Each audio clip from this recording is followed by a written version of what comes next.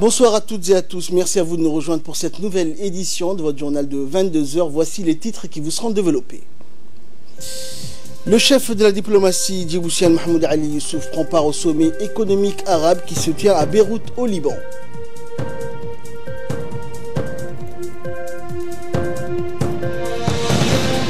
Et aujourd'hui, une journée donc porte ouverte au centre Mahatma Gandhi, au centre de leadership et de l'entrepreneuriat. Et Berlin et Beijing donc renforcent leur coopération financière.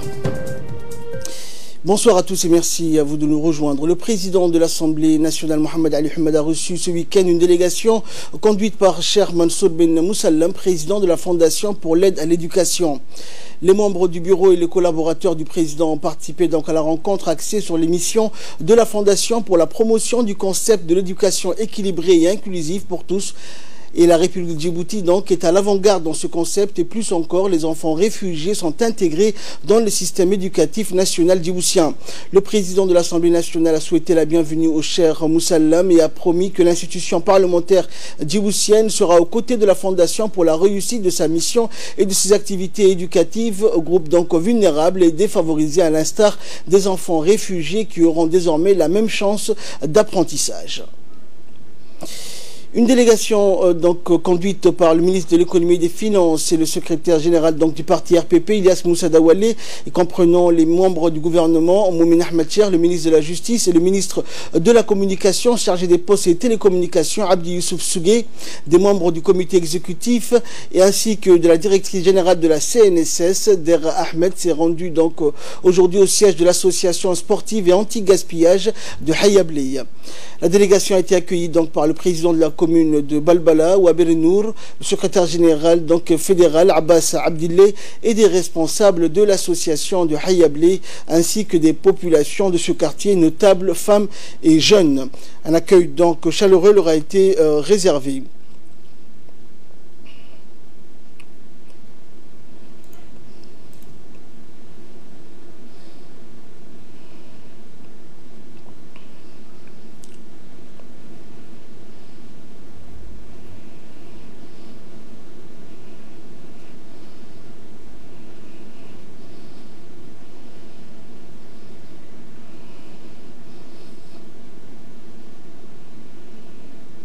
Et après les mots de bienvenue prononcés par le président de l'association, Mohamed Elmi, Mme Halima Hassan et Ali Ragué, représentant les femmes et les notables de ce quartier de la commune de Balbala, le ministre de l'économie et des finances, Ilyas Moussa Dawalé, a pris la parole pour remercier les populations de ce quartier pour l'accueil très chaleureux. Il a adressé également les salutations du président de la République ainsi que de la première dame et présidente de l'UNFD, Mme Khadra Mahmoud Haïd.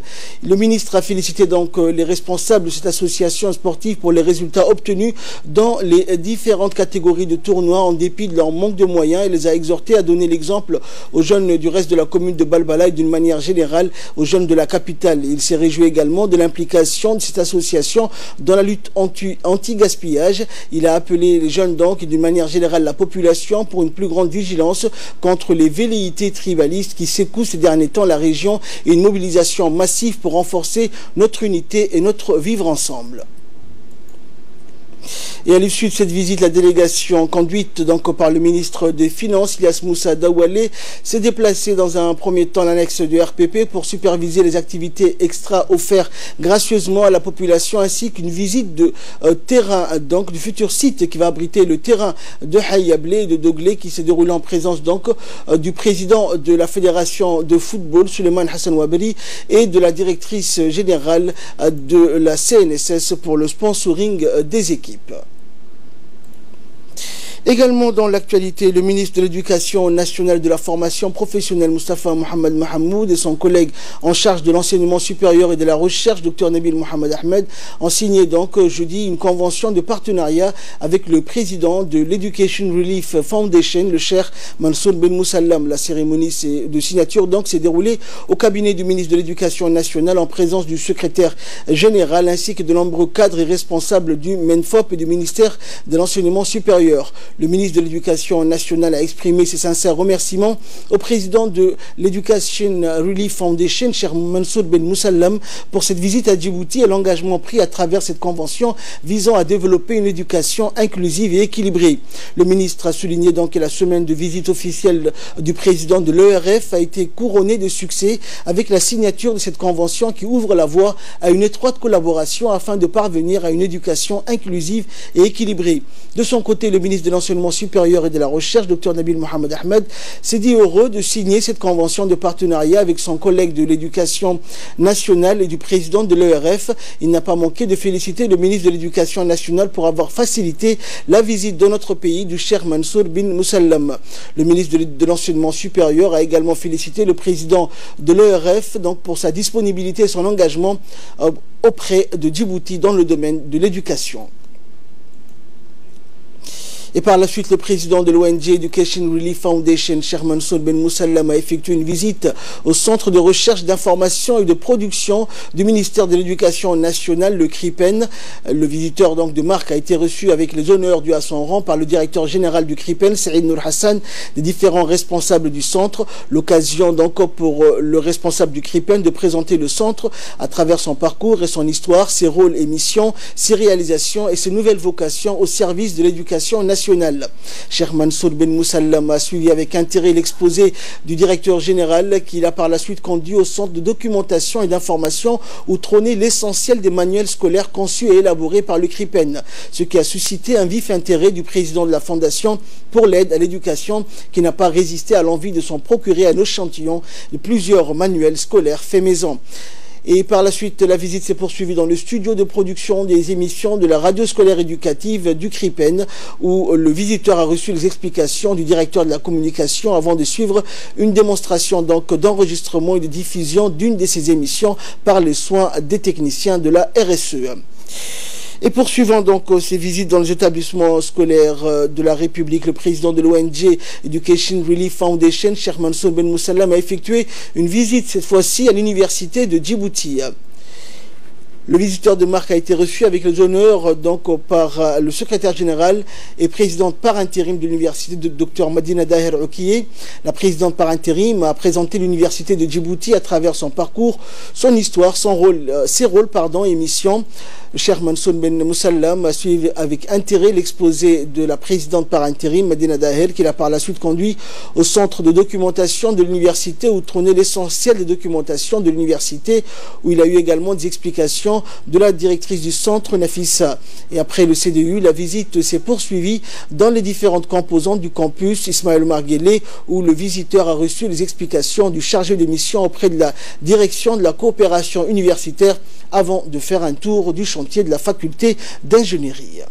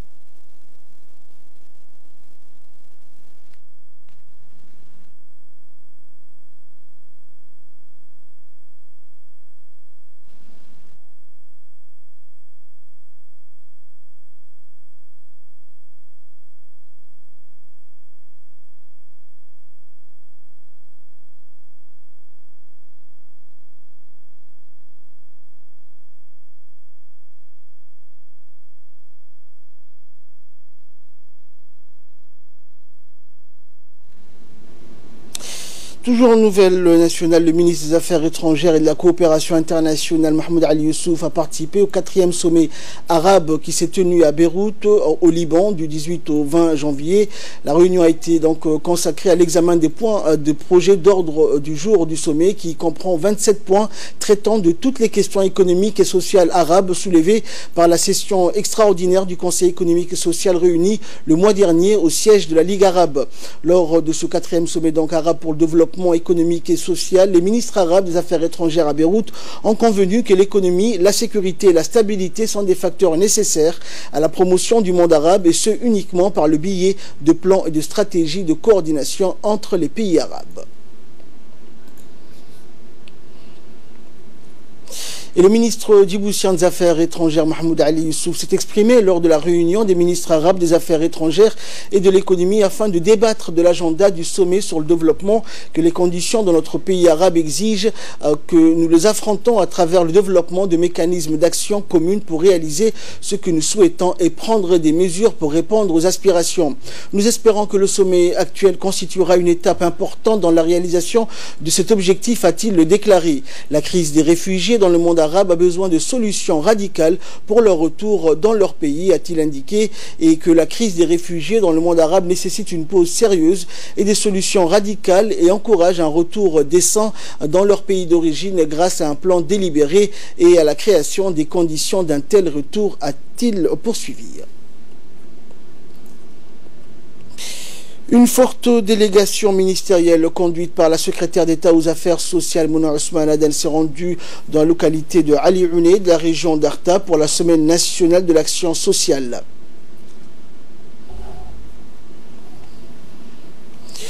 Cette délégation a été composée donc du sous-préfet de la localité de Demerjoug, du président du conseil régional d'Arta, du préfet de la région d'Arta, de la secrétaire générale des affaires sociales et de la secrétaire d'État donc aux affaires sociales, comme il est de coutume lors de cet événement national parrainé chaque année par le président de la République. Plusieurs activités sont prévues afin de marquer cette semaine nationale dédiée à la citoyenneté et l'engagement social. Cette année, le thème retenu était l'engagement participatif pour une meilleure cohésion sociale. La particularité donc, c'est que le coup d'envoi de la semaine a été donné dans une région et la clôture s'est déroulée aussi dans une région afin de rencontrer les communautés et réaliser les activités concrètes avec celles-ci dans une logique de proximité et d'élargissement de la politique sociale aux différentes régions et localités du pays. Cette semaine dédiée à l'action sociale a permis au secrétariat d'État aux affaires sociales de sensibiliser et d'informer le grand public sur les projets et programmes sociaux conduits par le pouvoir public à travers le secrétariat d'État en faveur des populations les plus démunies.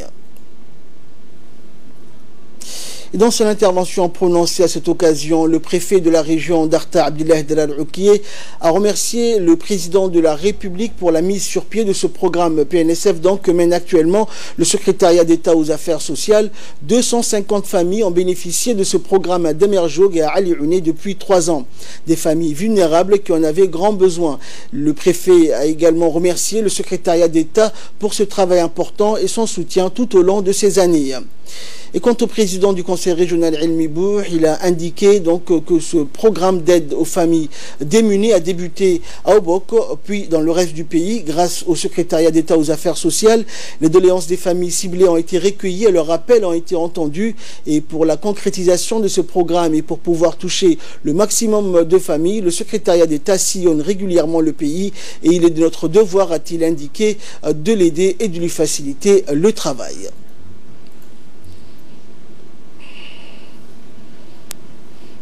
Et dans son intervention, la secrétaire d'État aux affaires sociales, Mouna Ousmane Aden, a pris la parole pour remercier la population d'Ali Ouné de la région d'Arta pour l'accueil chaleureux. Elle a précisé que dans le cadre de la semaine de l'action sociale, différents projets et programmes de développement ont été présentés à la population de Ali Ouné. On écoute. Dans la localité de Ali Ouné, dans la sous-préfecture de Demerjoug, pour clôturer notre semaine de l'action sociale, l'objectif était de pouvoir se mettre aux côtés de la population de Ali Ouné, qui est une population assez organisée, qui mène des activités communautaires, pour lesquelles nous, au niveau du ministère, on a déjà la mise en place du programme de solidarité famille ici, qui touche à peu près 100 ménages.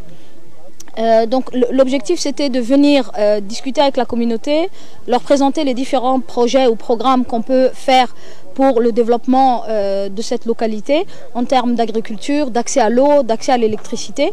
Et nous étions accompagnés des techniciens des autres départements ministériels. Nous avons également pu discuter avec les femmes, qui sont une bonne organisation au niveau de l'Union nationale des femmes djiboutiennes, pour lequel une certaine organisation communautaire se fait déjà avec la mutuelle communautaire.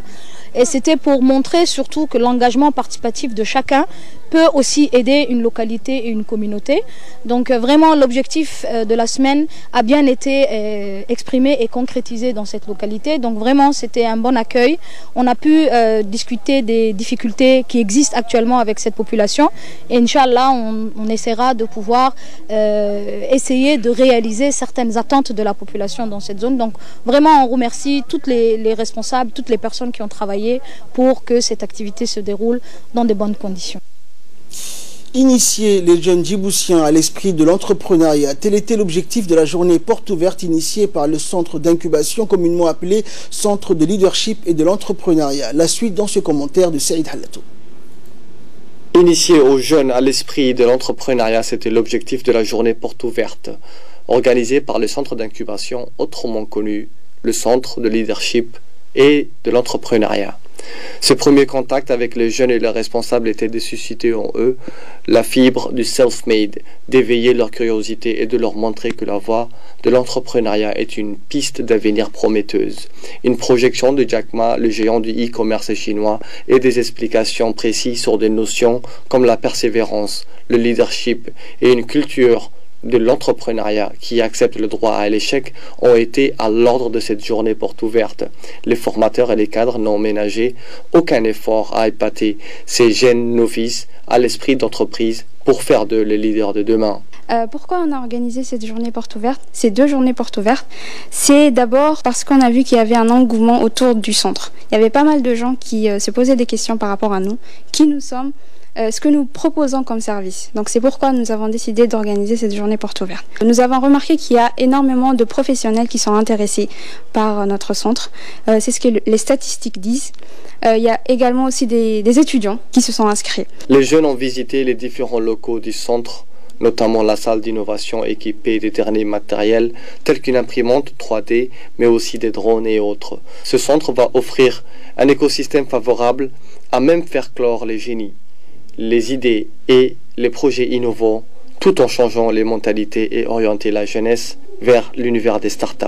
La directrice du centre, Mme Ouahmalo, a souligné que pour avoir l'excellence, il faut se doter des niches de compétences et d'une approche complète, cohérente et ciblée. Population jeune dans le monde et surtout en Afrique est en forte croissance. C'est les jeunes en jeune âge de travailler. Et ça peut être, comment dire, une opportunité, comme ça peut être une charge. Mais comment rendre ce challenge en opportunité? C'est en créant des emplois. Et c'est tout le sens du CLÉ aujourd'hui, parce que le CLÉ veut créer des emplois à travers, en fait, on a cette ambition de créer des startups et que ces startups-là soient un levier pour la création d'emplois. C'est-à-dire des jeunes qui, eux, vont pas se tourner à aller travailler dans les institutions publiques, mais plutôt avoir leurs propres entreprises et à employer d'autres jeunes. Inauguré par le chef de l'État, son Excellence Ismaïl Omar Guelleh, le centre Mahatma Gandhi est le sésame pour les porteurs de projets novateurs, qui va les aider à faire grandir leur idée jusqu'à ce qu'elle passe le cap de la gestation vers un produit qui est l'entreprise. Santé, pour clore l'actualité nationale, le ministère de la Santé a abrité un atelier de restitution du rapport d'évaluation sur la performance et l'efficacité des services d'appui, d'assistance et de prise en charge des personnes vivant avec le VIH-Sida. L'atelier a réuni les médecins-chefs des centres de santé, mais également les responsables des différentes directions et ceux des programmes transversaux tels que la direction des maladies prioritaires, la direction des régions sanitaires ou encore la promotion de la santé. Il s'agit donc de partager ensemble les résultats de l'enquête pour discuter de manière inclusive des recommandations retenues et d'adopter collégialement les différentes résolutions nécessaires. En effet, couvrant une période de 6 mois, cette enquête introspective aura permis de fournir un état des lieux détaillé de l'ensemble des entités concernées et d'en évaluer les forces et les faiblesses des paquets de prestations délivrés dans le cadre de la lutte contre cette pandémie. En nouvelle du monde à présent, au Mexique, donc l'explosion d'un oléoduc a fait une vingtaine de morts et dizaines de blessés. Les faits se sont produits au nord de la capitale Mexico. Le président mexicain Andrés Manuel López Obrador s'est rendu sur place. Il y avait une fuite sur cet oléoduc qui avait attiré des dizaines de personnes venues récupérer illégalement du carburant, ce qui explique le bilan très lourd de cet incendie spectaculaire qui a pu être maîtrisé. Le vol du pétrole par des gangs ou de simples familles est fréquent au Mexique, ce qui a poussé le gouvernement à lancer une stratégie nationale pour lutter contre cette pratique. En 2017, l'État mexicain avait chiffré les pertes dues au siphonnage illégaux à 3 milliards de dollars. Récemment, des oléoducs ont été fermés pour lutter contre ces vols, entraînant des pénuries dans plusieurs États du pays.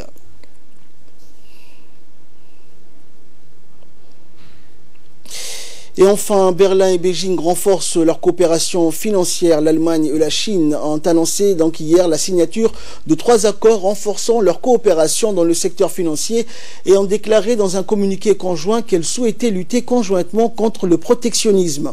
Ces accords ont été signés dans le cadre d'une visite de 2 jours du ministre allemand des Finances qui devait rencontrer le Premier ministre chinois et plaider en faveur d'une plus grande ouverture du marché chinois, notamment dans les secteurs de la banque et des assurances. Les deux parties ont réaffirmé qu'elles renforceront leur politique de coordination macroéconomique et de coopération pragmatique dans les secteurs budgétaires et financiers et élargiront ainsi leur coopération stratégique. Les relations commerciales entre Berlin et Beijing sont marquées par une certaine incertitude en raison du différend douanier actuel avec les États-Unis et la Chine. Les Allemands et les Chinois déclarent vouloir manifester leur attachement au multilatéralisme. C'est tout pour ce journal. Merci de nous avoir suivis. Restez avec nous. Le programme continue sur Télé Djibouti.